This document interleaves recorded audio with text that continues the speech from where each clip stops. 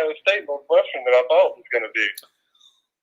I've got to say it's about the game that I anticipated. I thought it would be pretty close and that the Buckeyes would pull away late. So I typically don't have them all pegged, that's for sure. I get surprised myself, but not on this one.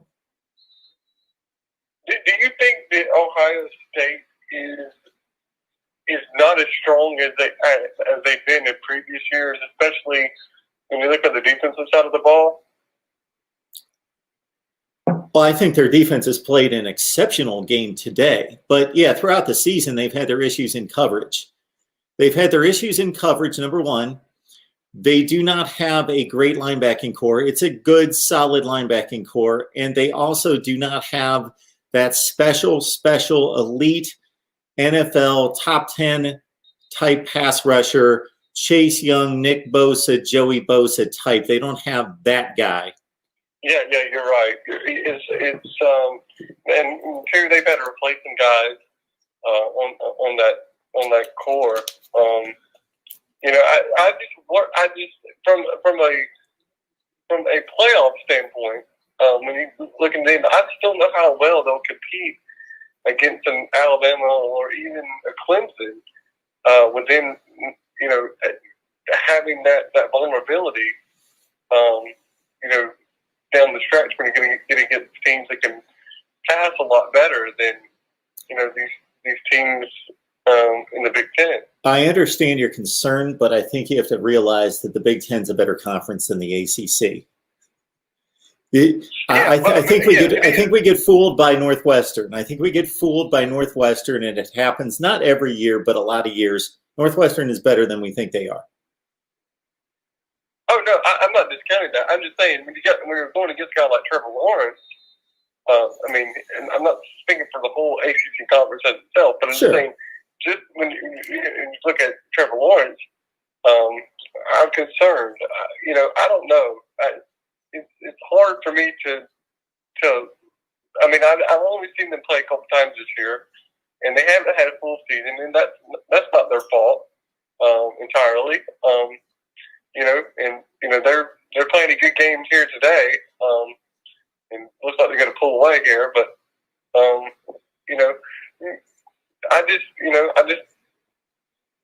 it doesn't look like the Ohio State that we've seen the last couple of years. So that's my only concern with them. On another note, before I let you go, what do you think the outcome of this Alabama and Florida game is going to be?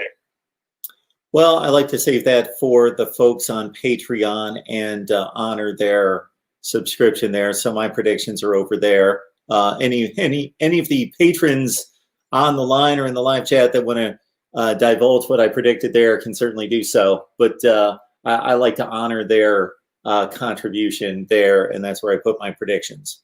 Mark, I just do not have a good feeling about this team right now. I really don't. I got to be perfectly honest with you.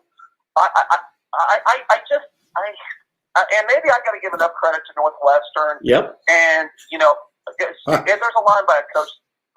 He once said, "Sometimes we don't give our opponents enough credit," and oftentimes that's the case. And maybe we should give them a lot of credit for keeping the game as close as they did today. But Justin Fields looked horrible today. And, and maybe it's the new receivers and being without some of their receivers, but I just did not like the way he looked today at all. And, sometimes these coaches kind of outsmart themselves by getting a little bit pass happy. Charlie Sermon had like 300 and some yards today. Mark, he probably could have had 400 yards today if they'd have given him a few more carries from like the second quarter on, once they realized that the passing game wasn't clicking. I mean, that you could have drove a truck through some of those holes. I think Mark Rogers could have ran for close to 300 yards today. Put me around 150. I think I could have made it through for about 150. I hear you're elusive in the open field, Mark, so I don't know. I was at one point. But did you notice that as well, that they maybe should have gone to the run earlier? Oh, absolutely. Game, especially with Fields being off. Absolutely. Most offensive coordinators by nature are pass happy because that's why they're offensive coordinators, because it's more difficult to scheme and it's more creative to scheme pass plays than run plays. And that's why they're so good at what they do, is they love to throw the ball. Yeah. I feel better about this team after watching this game. So I'm on the other side of all this. I feel so much better about this team after this performance because of two big reasons. They're smashing the ball down one of the best defenses in the country. They just tore holes through the front seven and ran the ball at will. They just didn't choose to until late in the game. And number two, the defense played an exceptional game for the most part. Oh, I agree. I mean, I think there are elements of this defense I've liked the entire year. I like the front seven from the beginning. And maybe the secondary isn't as awful as I thought it was. Although, again, you don't know how good your secondary is until you face some top-flight receivers. And, you know, let's be honest, Northwestern doesn't have exactly the second coming of Randy Moss or Jerry Rice out there. So, you know, you really don't know. I was exaggerating there, obviously. But, you know what I mean? They don't have, let's say, top-flight guys. Sure. But, you're right. I feel a lot better about this defense.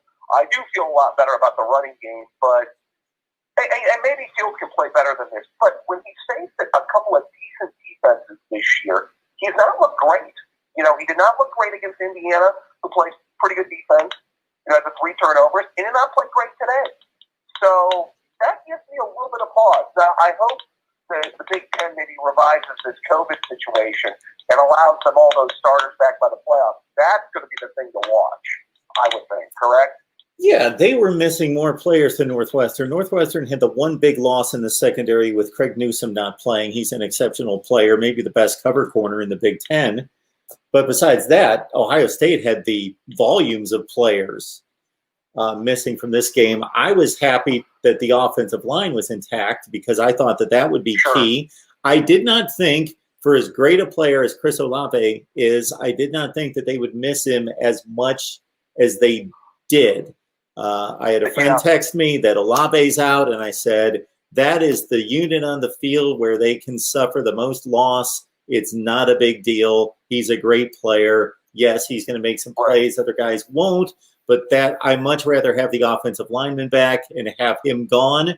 But I did, after watching Fields struggle and hold the ball, think he's got a chemistry with Olave that he doesn't have with any of those other receivers. And I just think that they've got something going. And we didn't necessarily see it today. I feel good about this team. Okay, I would feel optimistic. It depends on what the Big Ten does with that COVID rule. If they can get those players back, most importantly Olave, back for the playoff, which I think they're going to be a playoff team. I mean, even though today's outing wasn't top notch in destruction, I still think that there will be a playoff team. So I think they need to get those guys back. I wonder if the Big Ten does that with the rule. I hope so, but we'll see. How you like Clemson in this second game? Did you pick them? As I've stated to my last 3 callers, I try not to divulge those predictions because those are for you and those other patrons that contribute over there. I got it. So it's right there for everyone to see. Let's hope for a good game, and I'll hit you back later. Hopefully your picks go good. Live stream later tonight, right? Yes, sir. All right, man. Thanks, Dave. Appreciate it.